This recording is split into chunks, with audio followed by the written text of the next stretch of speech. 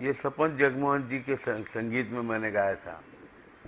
उसके बाद उषा खन्ना जी ने मुझे कुछ 5-6 गाने गवाए अलग अलग फिल्मों में, मान मर्यादा और कई फिल्मों में। उन्होंने भी मुझे बहुत सपोर्ट किया। और उसके बाद मैं अन्नू मलिक जी के घर बहुत जाता था स्ट्रगलिंग पीरियड में। तब उनके पास भी उतना काम नहीं था, वो भी स्ट्रगल ही कर रहे थे, लेकिन फिर भी काफ़ी मेहनत करते थे वो, भागम दौड़ी उनकी भी थी काफ़ी। तो उनको फिल्म मिली फांसी के बाद, हरमेश मल्होत्रा जी की। उस फांसी के बाद में एक गाना है जो लता जी ने भी गाया है सोलो, और मैंने भी गाया। तो मेरा जो पोर्शन है, मेरा जो गाना है, वो रिकॉर्ड में तो है, फिल्म में नहीं है। क्यों? पिक्चराइज नहीं हुआ, लेंथ बड़ा हो गया उनका। खैर, बाद में मुझे अचानक एक खबर मिली कि जल्दी जाओ अन्नू मलिक के यहाँ, तुम्हारी रिहर्सल है, आज शाम को रिकॉर्डिंग है। और मैं गया तो मालूम हुआ कि भाई आप अमिताभ बच्चन जी के लिए गा रहे हो मर्द फिल्म में टाइटल सॉन्ग। तो मैं तो क्या बताऊं, खुशी की मेरी इंतहा नहीं थी। एक स्ट्रगलर के लिए तो ये बहुत बड़ी बात होती है। सुपरस्टार का यस, उस वक्त क्या, आज भी अमित जी इज अमित जी। अमित जी की जगह कोई नहीं ले सकता, कोई कितना भी बड़ा हो जाए, लेकिन वो जगह, वो बहुत बड़ी जगह है। वो लेजेंड है। उनकी आंखें, उनकी मुस्कुराहट, उनकी चाल ढाल, उनकी आवाज़, उनकी एक्टिंग, कोई मिसाल नहीं है, नो कंपैरिजन। वो हमेशा लेजेंड ही रहेंगे, हमेशा अमित जी रहेंगे। जिस तरह दिलीप साहब की जो जगह, दिलीप कुमार जी, उसी तरह अमित जी की एक जगह है, बहुत बड़ी जगह है। वो सिंहासन पे बैठे हैं वो। तो आपको बुलाया स्टूडियो में? मुझे बुलाया, स्टूडियो में नहीं, घर पे बुलाया, रिहर्सल करवाया, बोला 4 बजे पहुंच जाए स्टूडियो। मैं गया तो वहाँ अच्छा खासा मजमा था, बहुत बड़ी टोली थी वहाँ पे। मनमोहन देसाई जी थे प्रोड्यूसर डायरेक्टर, शम्मी कपूर जी आए थे, और अपने अमित जी भी आए थे। बड़ा हंगामा था। लाइव रिकॉर्डिंग होती थी पहले। लाइव रिकॉर्डिंग में एक बात अच्छी होती थी कि 70, 80 या 100 म्यूजिशियंस होते थे, कोरस वाले होते थे। ये जो म्यूजिशियन यहाँ बजाते थे वही कहीं और भी बजाते थे, यहाँ से उठ के कहीं और गए। तो बहुत पब्लिसिटी होती थी कि आज की रिकॉर्डिंग में फला आदमी ने एक गाना गाया जो बहुत अच्छा गाया। इस तरह प्रचार होते होते मुझे आगे भी काम मिलने लगा। मर्द में आपने गाया? जी। कौन सा गाना था? मर्द टांगे वाला टाइटल सॉन्ग। क्या थी उसकी लाइन? मर्द टांगे वाला मैं हूँ, मर्द टांगे वाला है, मर्द टांगे वाला मैं हूँ, मर्द टांगे वाला, मुझे दुश्मन क्या मारेगा, मेरा दोस्त है ऊपर वाला। कितना बड़ा ब्रेक मिला इस गाने से आपकी, निकल पड़ी इसको कहेंगे बॉलीवुड में, एक लैंग्वेज में कहा जाता है जी, इसका कितना बड़ा एक्सपोजर मिला आपको एक के बाद? बहुत बड़ा, इतना बड़ा कि वहाँ से काम शुरू हो गया मेरा। फिर बप्पी दा ने बुलाया, आशा जी के साथ गवाया गिरफ्तार पिक्चर में। फिर उसके बाद राजेश रोशन जी ने बुलाया, राकेश रोशन जी की फिल्म खुदगर्ज में गवाया। कौन सा गाना था? वो जो गाना, मैं से मीना से न साकी से, ये गाना काफी हिट हुआ है, लोगों को शायद बहुत कम लोगों को इस चीज का आइडिया है। क्या लाइनें थी आपसे? एक लाइन। नहीं, लोगों को बहुत आइडिया है, गाना बहुत पॉपुलर ये है। गाना आपसे हम एक लाइन गुनगुनाना चाहेंगे जो एक्चुअल आवाज है।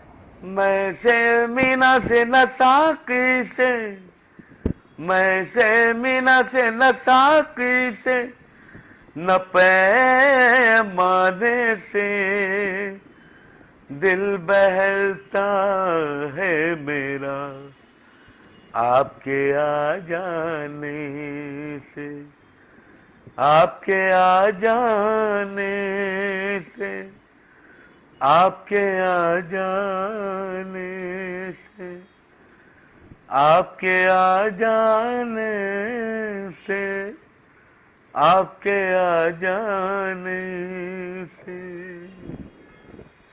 तो एक के बाद एक फिल्में आपको मिलती गई।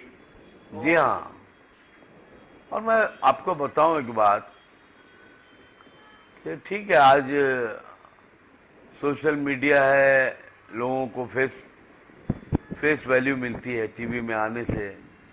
टीवी में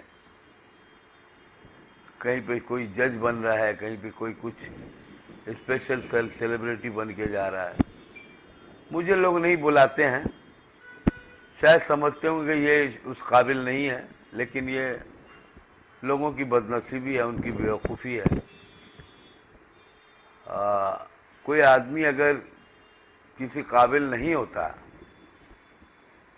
तो वो आदमी नौशाद साहब, खयाम साहब, रवि साहब, शंकर जयकिशन, ओपी नियर, लक्ष्मीकांत प्यारेलाल, आर.डी. बर्मन, कल्याण जी आनंद जी, राजेश रोशन, अन्नू मलिक, बप्पी लाहिरी और न जाने कितने संगीतकारों के साथ जो काम किया लाइन से। तो अगर आप में काबिलियत नहीं है तो आपको कोई पागल ही होगा जो बुलाएगा। तो मुझे ये लोग जो ये बुलवाते रहे, गाना गवाते रहे, गवा के एक से एक हिट गाने गवाए, एक से एक अनकॉमन गाने गवाए, बहुत ही मुश्किल गाने गवाए। इसमें हर स्टार की अगर लाइफलाइन जाना जाए होगा, संतोष, आज अगर लाइफलाइन बोला जाए, हर एक आर्टिस्ट की अगर बोला जाए लाइफलाइन जी, कि ये गाना जो है इसने इसकी जिंदगी बदल दी। अरे साहब आपको बताऊं, मेरे ऐसे ऐसे गाने जो अमर हैं। चाय लाना, एडिट कर लेंगे ना? नहीं चलेगा सर, चाय में लिखूं मैं वो पास है। तो इसमें अगर बात करें, हर गाना आपका एक हीरो की जिंदगी से चढ़ाव में आपका हम सहयोग या बोल सकते हैं। आप जो कहना चाह रहे हो मैं समझ गया हूँ। मेरे बहुत सारे गाने हैं, जो गाने क्या है वो माइलस्टोन है। AGOG लो अनिल कपूर। यस, अनिल जी की लाइफ का बेस्ट सुपर हिट सॉन्ग है और मेरी जिंदगी का भी सबसे सुपर हिट गाना है। और गोविंदा, सुन लीजिए, आगे बोलने दीजिए। गोविंदा जी की जिंदगी का जो बेस्ट सुपर हिट सॉन्ग है वो मैसे मीना से, दिल बहलता है मेरा आपके आ जाने से, वो भी मेरा सुपर हिट सॉन्ग है। कर्मा फिल्म में गाना है, हर कर्म अपना करेंगे ऐ वतन तेरे लिए। कभी भी 100 साल तक, पता नहीं कितने साल तक, जब भी ये 15 अगस्त और 26 जनवरी मनाया जाएगा, ये गाना बजता रहेगा। ये भी मेरा गाया हुआ। देखिए सर, आप इस चीज को रोकना चाहेंगे, बोलना चाहेंगे कि चढ़ते सूरज को सलाम है। आज मोहम्मद अजीज जी गाना एक बार से लेके, बड़ी पार्टी से लेके विदेशों तक चलता है, लेकिन जो क्रेडिट मिलना चाहिए वो मिलता नहीं है। मतलब 100 साल में भी आपको, मुझे याद है आपने पहले इंटरव्यू बोला था कि 100 साल इंडस्ट्री का हो गया, लेकिन मेरी बाइनाबिलिटीज कहीं ना कहीं आप नाराज है। पवन जी नाराज नहीं, मैं दुखी हूँ। सुनिए, मैं किसी से क्या नाराज हूँ, ये इंडस्ट्री हमारी फैमिली है, ये मेरा घर है, यहीं से मुझे मान सम्मान मिला है, रोजी रोटी मिली है। इस इंडस्ट्री में मैंने काम किया और बहुत बड़ी बड़ी हस्तियों के साथ काम किया। मैं बहुत सारे लोगों का फेवरेट रहा। चढ़ते सूरज को सलाम करते हैं जो कहा जाता है ना, तो ये चढ़ता हुआ सूरज डूबा कैसे, ये आज तक इस सूरज को मालूम नहीं। बहुत ताज्जुब की बात है कि खुदा गवाह का म्यूजिक सुपर हिट हुआ। ये खुदा गवाह तो इसका म्यूजिक सुपर हिट हुआ, फिल्म चली, गाने हिट हुए, मोहम्मद अजीज घर पे बैठ गया। 100 साल जो प्रोग्राम होता है टीवी पे हुआ, मिलेनियम शो और क्या क्या हुआ, तो 80 और 90 के दशक का इंतजार कर रहा था। मैं टीवी के सामने बैठ के सोच रहा था कि अब मेरा नाम तो जरूर बुलाएगा भाई, क्योंकि 80 के दशक में बेइंतहा हिट गाने मेरे बजे हैं। मैक्सिमम मेरे सुपर हिट गाने हैं, चाहे वो राम लखन हो, चाहे वो खुदगर्ज हो, चाहे वो नगीना हो, चाहे वो क्या क्या बोलूं, अमृत हो। इस तरह बहुत सारी हिट फिल्मों के गाने हैं और हिट गाने हैं। उन गानों का जिक्र ही नहीं आया, मोहम्मद अजीज का कहीं नाम ही नहीं आया। हम इनको ये तो नहीं कहना चाहेंगे सर, समय के अनुसार सब बदल जाए, लेकिन आज भी वो गाने सदाबहार हैं, ऐसा नहीं है साइड हो गए गाने, ये नहीं कह सकते। नहीं, गाने हिट हैं। आपको पता है, कभी कभार टीवी में ये भी मैं देखता हूँ कि अगर डुएट सॉन्ग है कविता जी के साथ या अनुराधा जी के साथ या लता जी के साथ, उनका पोर्शन बजा, मेरे पोर्शन के टाइम पे वो कट होकर दूसरी बात होती है। फिर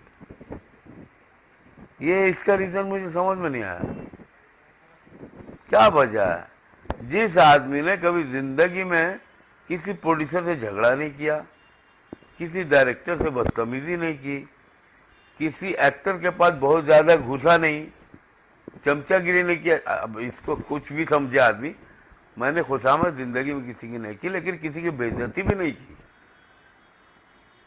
मैं बहुत चुपचाप मुंह बंद करके काम करता रहा।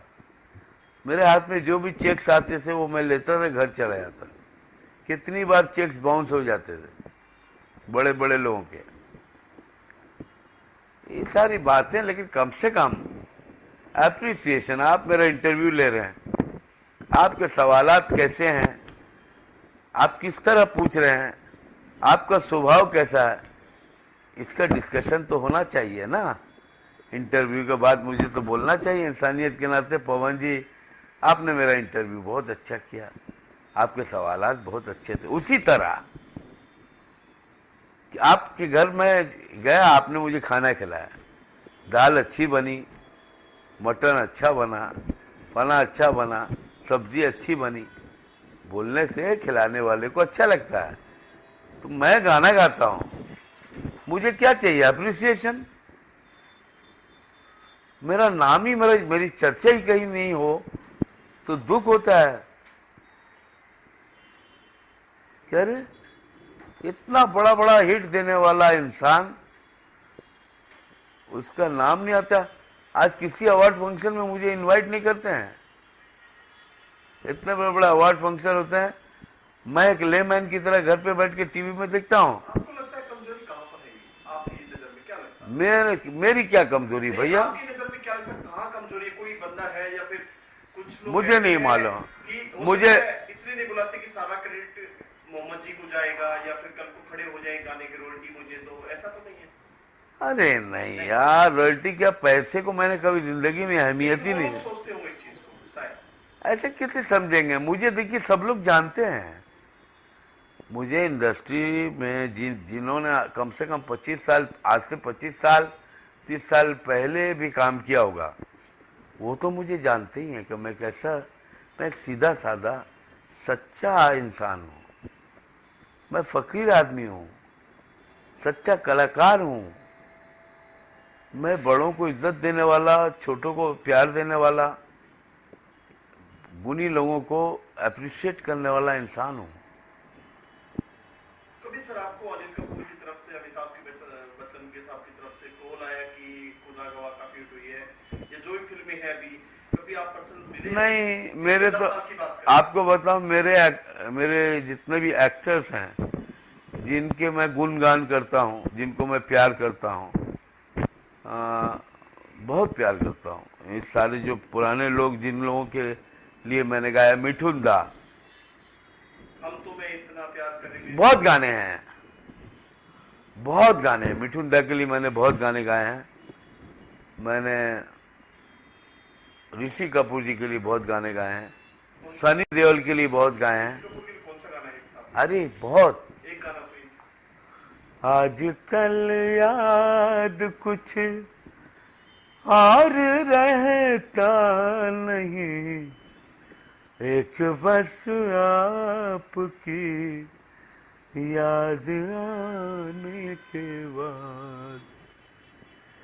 याद आने से पहले चले आइए और फिर जाइए जान जाने के बाद। मैंने सबके लिए गाया है। मुझे तो ऐसा लगता है कि वो मुझे पहचानते ही नहीं है, जितने भी एक्टर्स हैं ये लोग मुझे कोई नहीं पहचानते हैं। चढ़ते सूरज को सलाम है। हाँ, आज ये सुनिए, गाने जो है आज आप सुनिए, शम्मी कपूर जी के ज़माने में रफ़ी साहब गाने गाते थे उनका, तो शम्मी जी जब तक जिंदा रहे रफ़ी साहब का नाम लेते रहे कि क्या गाने गाए, वाह वाह वाह। तो रफ़ी साहब का, किशोर दा का, मुकेश जी का, सबका जिक्र होता है। मोहम्मद दीदी ने भी बहुत हिट गाने गाए हैं उन्हीं कलाकारों के लिए। कभी कोई जिक्र नहीं करता है, कभी कोई बात नहीं करता है। आपके नाम से रोजी रोटी चलती है इंडस्ट्री की, जहाँ भी पुराने गाने गाए जाते हैं आपके 50% गाने आपके होते हैं, तो कितना इसको देश का दुर्भाग्य कहेंगे या फिर टैलेंट की कदर खत्म करते जा रहे हैं या देश गर्भ में डूबता हुआ जा रहा है? आज जो पुराने बाहर से विदेशी गाने आते हैं उनको सुना जाता है, उनको हिट बढ़ा दिया, रात रात में मिलियन व्यू हो जाते हैं, क्या कहना चाहेंगे इसके बारे में? वो तो अभी सोशल, मैंने कहा ना, नेटवर्क का ज़माना है, इलेक्ट्रॉनिक मीडिया का। तो आज तो जो इंडस्ट्री में नहीं भी है वो भी कोई गाना गा के यूट्यूब में डाल देता है, उसके भी बहुत सारे व्यूअर्स हो जाते हैं। आजकल पॉपुलर होना बहुत आसान है। आपके टाइम का कोई स्ट्रगल का वाकया बताइए, क्योंकि आज आपने बताया आजकल पॉपुलर होना आसान है, घर बैठे बैठे आदमी बाहर नहीं भी जाए तो भी पॉपुलर हो जाता है, उस टाइम में आपको घूमना पड़ता था, कोई ऐसा वाकया बताएंगे अपने स्ट्रगल के दिनों का? बहुत सारे वाकया हैं, मैं वाकयात हैं। वाकया सर अपना शेयर करेंगे हमारे साथ, बहुत कम इंटरव्यूज आपके मिलते हैं। नहीं, लक्ष्मी जी के साथ एक वाकया था, वो तो मैंने बहुत बार कह दिया है बहुत जगह। अब मैं थोड़ा सा अलग बोल रहा हूँ। मैं आर.डी. बर्मन साहब के पास गया था गाना सुनाने के लिए। तो बर्मन साहब के यहाँ माइक लगा हुआ है म्यूजिक रूम में, तो उन्होंने कहा सुनाओ कुछ। तो मैंने उनको सुनाया उनके पिताजी का गाना तेरे मेरे सपने अब एक रंग है, सुनाया। ठीक है, तो मुझे कहते थोड़ा उच्चारण सही कर लो। तो मैं उनकी शक्ल देखने लगा और मुझे अंदर अंदर बहुत हंसी आई कि मैं एक प्योरली उर्दू मीडियम का आदमी, और उर्दू, अरबी, फारसी ये सब मैं पढ़ चुका हूँ। मेरी ज़बान, मेरी तलफ़ुज़ पे कोई एतराज़ करे मुझे अजीब सा लगा। खैर, बहुत बड़े आदमी हैं, मैं चुप से चला आया। बाद में मैंने सोचा मेरा तो पत्ता कट गया, अब तो ये मुझे गंवाएंगे भी। खैर, जब मेरा थोड़ा सा काम काज चलने लगा, मैं पहली बार जब आशा जी के साथ गा रहा था बप्पीदा के म्यूजिक में, तो आशा जी को बहुत अच्छा लगा, मेरी आवाज़ अच्छी लगी। बड़ी महान औरत है, मैं तो यही कहूँगा, मेरे लिए उन्होंने बहुत बड़ा काम किया था।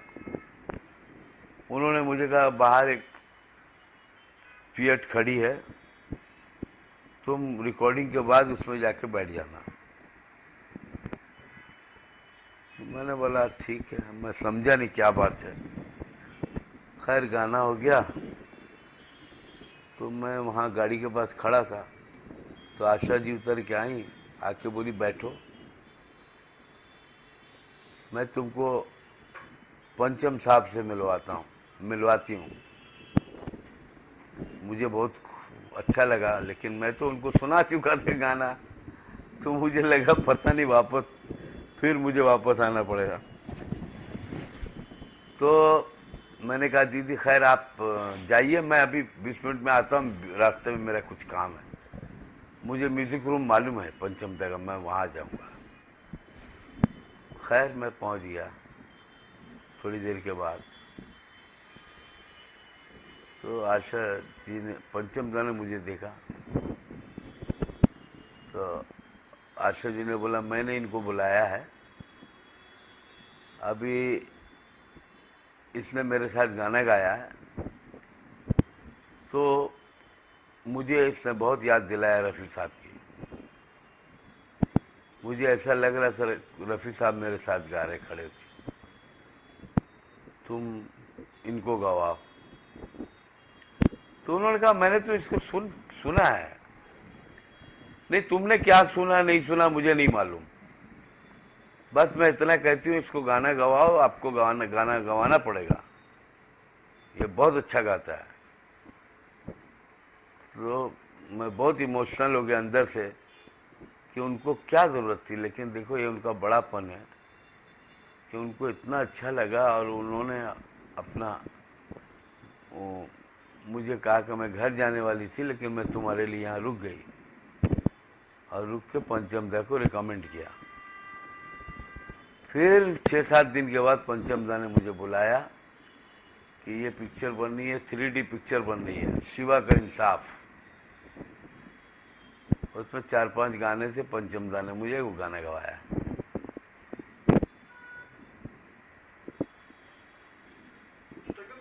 सर बात करें, पहला कौन सा अमाउंट था जो आपकी लाइफ में रहा कि वो भूले से नहीं भूलता? वो वाकया क्या था जो एक अमाउंट, पहला अमाउंट जो एक मोहम्मद अजीज को एक पहचान बनी, एक हीरो बन गए मोहम्मद अजीज रातों रात में, जो जाने लगे कहीं भी भीड़ में पहचाना, अरे मोहम्मद अजीज साहब जा रहे हैं। उस टाइम ऑटोग्राफ का जमाना था, सेल्फी का जमाना नहीं था। वो क्या था सर वाकया? घूम घूम के रोड तक चलना, जाके स्टूडियो में घूमना, कभी ऐसा लगा कि ये छोड़ के वापस आ जाए, बड़ी मुश्किल जिंदगी है, या फिर कभी बने? तो वो वाकया बताइए सर, पहला अमाउंट क्या था और कौन सा था जो आपकी लाइफ पे? नहीं, दिल में देखिए कई बार ख्याल आया कि कहीं मैं बेकार वक्त बर्बाद तो नहीं कर रहा हूँ। फिर मैं सोचता था अगर मैं वापस चला भी जाऊं तो वहां जाके करूंगा क्या, और तो कुछ नहीं, गाना ही गाना है। कब निराश हो गया? 83 के पीरियड में ही क्या था? यही जाता था, कुछ होता नहीं था, लोगों से मिलता था तो सब मुझे पहचान गए थे, तो कोई मुझे भगाता नहीं था, लेकिन मैं बैठा रहता था चुपचाप। फिर लोगों की बातें सुनता था, रनिंग सिंगर सब आते थे, रिहर्सल करते थे, चले जाते थे गपशप हंसी मजाक करके, और मैं चुपचाप बैठा रहता था, अनजान आदमी। ये और पहला गाना पहली जो बड़ी पिक्चर मिली मुझे, मर्द, उससे मेरा बड़ा उत्साह बढ़ा, बड़ी हिम्मत मिली मुझे, क्योंकि स्टूडियो में ही मुझे इतनी वाहवाह मिल गई, इतने सारे म्यूजिशियन, सारे लोग वाह वाह वाह वाह हो गया। और मर्द का ये गाना गाते ही 20-25 दिन के बाद फिर दूसरा गाना भी मर्द में गाया मैंने, तंबू, हम तो तंबू में बम्बू लगाए बैठे। तो इस तरह चल पड़ा, बहुत बड़ा चेंज आया, बहुत बड़ा चेंज। मैंने घर लिया, मैंने गाड़ी ली, शान से, जो पहले जो शर्मा के जाता था कलकत्ता माँ बाप से मिलने के लिए, दोस्तों से मिलने के लिए, तो मुझे, मेरे दिल में सवाल रहता था कि सब के सब मुझसे यही सवाल करेंगे, क्या हो रहा है, क्या कर रहे हो, कुछ नहीं हो रहा तो वापस आ जाओ। ये पहले होता था। मर्द के बाद कैसे स्वागत किया गया जब कलकत्ता पहुंचे कि एक अलग हीरो? नहीं, मर्द के बाद भी, हाँ, क्या रिएक्शन था पब्लिक? मर्द के बाद भी ये होने लगा। आपको याद होगा हमारे यहाँ बहुत सारे हिंदी पेपर थे, मायापुरी, फला फला, है ना, बहुत सारे हिंदी पेपर्स, फिल्मी पेपर्स। पहले एक फिल्म वीकली भी आती थी, स्क्रीन आती थी, अभी भी आती है। हाँ, तो लोग पढ़ते थे वो। तो मुझसे जो मेरे आसपास मोहल्ले में जो लोग कभी मेरे साथ खेलते थे, उनमें कुछ लोग ऐसे थे जो खुश हुए थे बहुत, कुछ लोग ऐसे थे प्रचार करने लगे अरे ये गाने तो वो शब्बीर कुमार के लिए गा रहा है। तो मैं आपके सुख से भी दुखी थे कुछ। हाँ आपके सुख से भी दुखी थे। हाँ, कि शब्बीर ये जो गाने गा रहा है अभी, ये शब्बीर कुमार के लिए डबिंग कर रहा है। ये शब्बीर कुमार को टाइम नहीं है गाने के लिए, इसलिए ये डबिंग कर रहा है। बाद में ये शब्बीर कुमार गाएंगे। इसके बाद कितनी आपको पॉपुलैरिटी विदेशों में आपके शो होने लगे, आपके पास टाइम नहीं होता था? बहुत दबी की इंतहा थी, आज भी है। आप कभी पवन जी मेरे साथ चलिए किसी प्रोग्राम में, चाहे यूपी हो, बिहार हो, दिल्ली हो, गुजरात हो, बंगाल हो, उड़ीसा हो, तो आप जाएंगे तो आप देखेंगे कि मेरे चाहने वाले किस तरह मुझे प्यार करते हैं, बेइंतहा प्यार करते हैं। मैं बहुत प्यार करता हूं उनसे, मेरे चाहने वालों से, क्योंकि उनका बड़ा प्यार भी मिला मुझे। उन पर कोई असर नहीं हुआ फिल्म इंडस्ट्री का। फिल्म इंडस्ट्री का जो स्वभाव मेरे साथ रहा कि मुझे जो आज काम नहीं देते हैं या नहीं बुलाते हैं, लेकिन उन पर कोई बुरा असर नहीं पड़ा। उन पर, उनके दिमाग में आज भी मैं वही मोहम्मद अजीज हूँ। वो मेरे गाने आज भी सुनते हैं, आज भी उसी तरह तारीफ करते, उसी तरह मुझे प्यार करते हैं। सर कहीं ना कहीं आपने हर स्टार की, ये नहीं कह सकते जिंदगी बदल दी, आपने उनकी लाइफ के संतोष, पहला गाना, थोड़ा चाय पिला ना हमको यार। पहला गाना आपने गाया उनकी लाइफ का, हाँ। जो एक पहचान बनी। अनिल कपूर के लिए एजी हो जी, हर कर्म अपना करेंगे, एक से हिट फिल्में दी।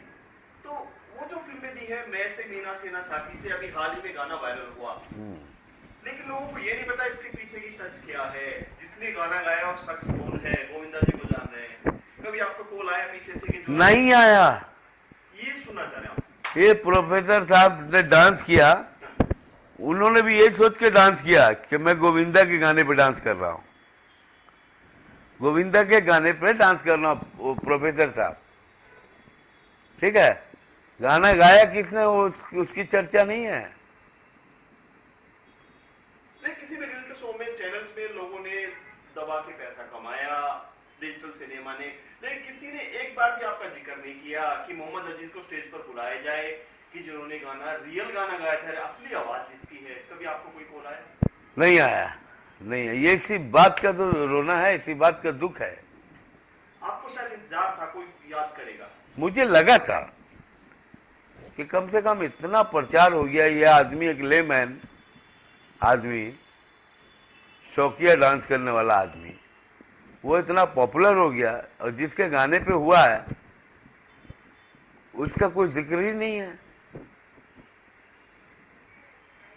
आजकल जो फिल्में आ रही है सर, 90 का दशक दोबारा आ गया, तो आपको क्या लगता है? एक नजर कट करता हूं जी, अगर बात करें कभी आजकल 90 का दशक दोबारा आ गया है, कहीं ना कहीं आपके गाने चुरा के रिमेक्स पे वही गाने 50 फिल्मों में, 60% फिल्मों में यूज किए जा रहे हैं, तो क्या उसका रॉयल्टी आपको मिलता है या आपका हक बनता है कि आपको मिलना चाहिए? कितना दुख होता है आपको? नहीं, रॉयल्टी के लिए तो देखिए कोशिश जारी है। हमारी कमेटी बनी है, एसोसिएशन इसरा, उस पर लोग काम कर रहे हैं। हमारी इंडस्ट्री के जो अच्छे बड़े सिंगर्स लोग हैं वो भी इसमें शामिल हैं, और अपना संजय टंडन जी लगे हुए हैं। कोशिश जारी है, कहाँ तक कामयाबी होगी मुझे नहीं पता। अभी तक ऐसा कुछ बड़ा कुछ नहीं हुआ है फैसला, 4 साल 5 साल हो गए। बहरहाल कोशिश होने दीजिए, अच्छी बात है। लेकिन हाँ, कलाकारों को रॉयल्टी मिलनी चाहिए हर हाल में। गायक को हाथ में कुछ पैसे पकड़ा दिए गए, उससे तो जिंदगी नहीं चल सकती। उस टाइम सर आपको, एक कलाकार को ये सब नॉलेज नहीं थी, क्या राइट्स होते हैं, क्या कॉपीराइट होता है। आपको अमाउंट देख के आपको बाहर कर दिया जाता था, अमाउंट को गाना गाया खत्म। नहीं, वो चीज आज जो है, हाँ, उस चीज को अगर देखा जाए तो बहुत सारी कंपनियां हैं जो आपकी बदौलत आज भी जिंदा हैं। आप ये नहीं कहते आपने उनको जिंदा रखा, लेकिन कहीं ना कहीं थोड़ा बहुत देना चाहिए अगर आपके गाने रिमिक्स बनाया जाता है। प्रोड्यूसर के साथ नहीं, हमारे गानों से तो उनको फायदा होता है, लेकिन एक सिंगर को नहीं होता है। सिंगर को कोई फायदा नहीं है। सिंगर को क्या फायदा है? लेकिन गाना आपने गाया है, कहीं ना कहीं आपका भी थोड़ा बहुत तो हक बनता है सर। हाँ, बनता तो है, लेकिन क्या किया जाए, जिसकी लाठी उसी की भैंस। ये जो हमारे बुजुर्गों ने कहावत बनाई है, जिसकी लाठी उसी की भैंस, तो वही है। आज जो सिंगर्स हैं ना, आज जो हिट हो गए हैं सिंगर्स आज के दौर में, उनको प्रॉब्लम नहीं है, क्योंकि उनको शोज में बहुत बहुत बड़ा अमाउंट मिलता है। एक शो में 12 लाख, 15 लाख, 20 लाख, 50 लाख, 1 करोड़, 2 करोड़, 3 करोड़ भी मिलने लग गए।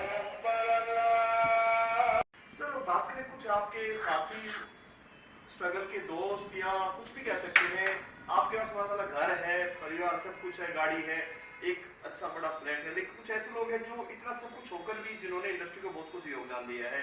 हम ये नहीं कह सकते कि रोड के ऊपर है, लेकिन जो जिंदगी होनी चाहिए वो नहीं है। एक जो रुतबा मिलना चाहिए, एक गाना, बड़ा गाना कोई गाता है तो उसको, वो हम नहीं कहते उसको बड़ा बड़ा घर होना चाहिए, गाड़ी हो, लेकिन उसको जो मिलना चाहिए, उसको आदर सम्मान, या उसको थोड़ा बहुत तो काम मिलना चाहिए। सर क्या कहेंगे, कितने सारे लोग हैं? हैं, बहुत सारे लोग हैं। कौन कौन आपकी नजर में, क्या लगता है, आप ही बता सकते हैं। इतने हिट गाने गाने के बाद भी अब वो चर्चे में नहीं है। कौन है आपकी नजर में? मैं इतना ही कहूंगा,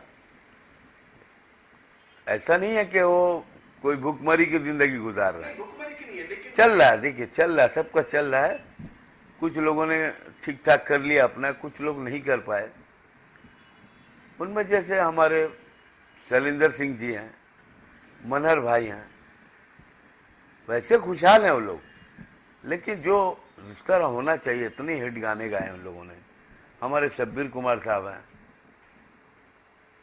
अनवर भाई हैं, और भी क्या है, बैकग्राउंड क्या है, कुछ नहीं है। प्रोग्राम कर रहे हैं, बीच बीच में प्रोग्राम होते हैं, शोज करते हैं, हम भी वही कर रहे हैं। गाने खत्म हो गए इंडस्ट्री से सर, बाहर उसी गानों को रिमिक्स किया जाता है। इससे बेहतर आप ही बता सकते हैं क्या हो सकता नहीं, मुझे पता नहीं। मैं है? देखिए, गाने जो है, मैं गानों की ही भाई शर्त सुनिए, बनाई जाती है। मैं कोई कंट्रोवर्सी में पड़ना, कंट्रोवर्सी नहीं कह रहे सर, किसी की गलत हम किसी के बारे में मैं किसी को, देखिए नहीं, मतलब पुरानी गानों बात को- सुनिए, मैंने बहुत कामयाब जिंदगी देखी है। जी, अब मैं किसी के खिलाफ कोई बात करूंगा, लोग यही समझेंगे ये फ्रस्ट्रेशन में पक रहा है, और मुझे कोई फ्रस्ट्रेशन नहीं है। आज तक आपका कोई कंट्रोवर्सी जो नहीं, देखा है, ना कभी आप सामने- मैं चाहता भी नहीं हूं, मैं बिल्कुल परहेज करता हूं। क्या अभी जो लोग काम कर रहे हैं वो सब मुझसे जूनियर हैं, और मैं किसी जूनियर के सामने अपनी इमेज खराब नहीं करना चाहता, कोई ऐसी बात करके कि उनको दुख पहुंचे और वो मुझे गाली दें। लेकिन हाँ, मैं इंडस्ट्री से एक बात तो ज़रूर एक्सपेक्ट करूँगा कि अच्छे गाने बनाएं, ज़रूर अच्छे गाने बनने चाहिए। हर वक्त कुछ पेपी सॉन्ग से नहीं चलेगा, कुछ अच्छे मेलोडियस गाने भी बनने चाहिए, अच्छी शायरी होनी चाहिए। मैं ये नहीं बोलता हूँ कि आप एकदम पुराने अंदाज का कुछ बनाएं। आप जिस ज़माने के, आप उसी ज़माने में रह के अच्छा कुछ बनाइए जो सुनने को अच्छा लगे। मैं भी तो कलाकार हूँ भाई, और मैं इंसान हूँ, मैं कान बंद करके तो नहीं रह सकता हूँ, मुझे भी गाना सुनना है, मुझे भी अच्छे गाने सुनाओ यार। मोहम्मद अली अगर सिंगर नहीं होते तो क्या होता? वो तो मुझे जानबूझकर इस फील्ड में आए, या आपको? नहीं, मैं बचपन से ही, मुझे बहुत ही ये शौक था, मैं दूसरा कुछ जानता ही नहीं सिवाय गाने के। मैं बचपन से संगीत प्रेमी हूँ, मैं संगीत में ही डूबा हुआ हूँ, मुझे दूसरा कुछ पता नहीं। मैंने दूसरा काम किया नहीं, दूसरा काम सोचा नहीं। मुझे 1-2 बार नौकरी लगी भी, लेकिन वो भी गाने के जरिए ही मिली थी कि यार गाना कब तक गाओगे, एक दिन तो रिटायर हो जाओगे, बूढ़े हो जाओगे। तो नौकरी मिली थी मुझे, मैंने नहीं किया। तो अगर मैं नौकरी करता तो मैं आज से 5 साल पहले रिटायर हो जाता। लेकिन अभी तक मैं रिटायर नहीं हुआ हूँ, क्योंकि मैं गाने गाता हूँ। गाने वाला आदमी रिटायर जल्दी नहीं होता है। अपना आइडल किसको मानते हैं? बचपन से घर में माहौल ऐसा था, ये गाने सुन सुन के बड़े हुए? मोहम्मद रफ़ी साहब। कब से? बचपन से। छुप छुप के गाना सुनना? छुप छुप के क्यों, गाना तो खुलेआम सुनते थे। उस टाइम सिर्फ रेडियो होता था। Radio radio. रफ़ी साहब। कभी डांट पड़ी घर पे? हाँ, पढ़ाई लिखाई करो, क्या है पागलपन, ये तो चलते ही रहता था। ठीक है, पढ़ाई लिखाई करो, इसमें कुछ नहीं रखा है, तो सब तो था। एक मोहम्मद अजीज का दिल के करीब काफी गाना है, एक दर्द भरा गाना आपसे सुनना चाहेंगे। किसका? अपना मोहम्मद रफी साहब। अरे उनका गाना मैं नहीं गा सकता हूँ भाई। एक गाना आप डेडिकेट करेंगे? उनका गाना कोई नहीं गा सकता, सब लोग गाते हैं, सब नकल करते हैं। मोहम्मद अजीज जी से गवाना चाह रहे हैं एक दर्शकों के लिए। दिन ढल जाए हाय, रात न जाए, दिन ढल जाए हाय, रात न जाए, तू तो ना आए, तेरी याद सताए, दिन ढल जाए। कितना मौका मिला सर आपको काम करने का रफी साहब के साथ? नहीं, कुछ भी नहीं? मैं उनसे मिला हूँ। पर गाने गाने का कुछ साथ में? नहीं, मैं उनसे मिला हूँ 2 बार। लेकिन मन के मन में रह गया? नहीं, बात कर दो, उनको देख लिया बस। कहीं ना कहीं था कि गाना साथ में? नहीं, अरे उनको देख लिया बहुत। कोई ऐसा गाना है सर जो आपको लगा कि मैंने आज तक ये गाना अभी बाकी है, मुझे गाना है? कोई ऐसी जैसे आपकी ख्वाहिश होती है मुझे ये बनना है, कोई भी ऐसा? नहीं, आपको मैं शॉर्टकट में एक बात बताऊं, जब मुझे लगा कि अब मैं बहुत अच्छा गाने लगा हूं, पहले से बेहतर, तब तक मार्केट चल खत्म हो गई मेरी। तब तक मुझे घर पे बिठा दिया गया, मतलब मैं बैठ गया। तब तक मुझे लगा था कि अरे अब तो मैं इम्प्रूव कर रहा हूँ, अब मैं अच्छा गा रहा हूँ। लेकिन दर्शकों को क्या मैसेज देना चाहेंगे आपकी? दर्शकों से तो मुझे कोई शिकायत नहीं है। दर्शक जो हैं वो मेरे अपने हैं, मुझे बहुत प्यार करते हैं, आज भी बहुत प्यार करते हैं, और उनका बड़ा आशीर्वाद मिला, बहुत प्यार मिला। और ये जो अभी नवरात्रि चल रही है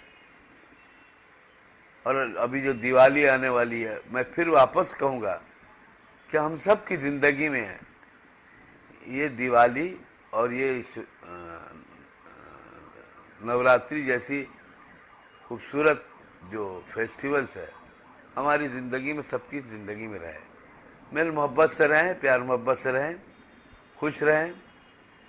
हर रात दिवाली, हर दिन ईद जैसी खुशी हो, और मोहब्बत से रहें, सब प्यार से रहें। और यहाँ पे कोई किसी तरह की वो क्या कहते हैं उसे, कोई ऐसी फीलिंग नहीं रहे। नहीं, आपस में चाहे हिंदू, मुसलमान, सिख, ईसाई, सब हम लोग प्यार मोहब्बत से रहें, मोहब्बत से रहें। ये हमारा देश जो है हिंदुस्तान, वो हमेशा सबको अपने कलेजे से लगा के ही रखा है, और ये हमारा देश है, हम सब का देश है। हम लोग यहाँ पे सब अच्छी तरह रहें, खुशहाली से रहें। ऑल द बेस्ट, खुदा हाफिज, जय हिंद।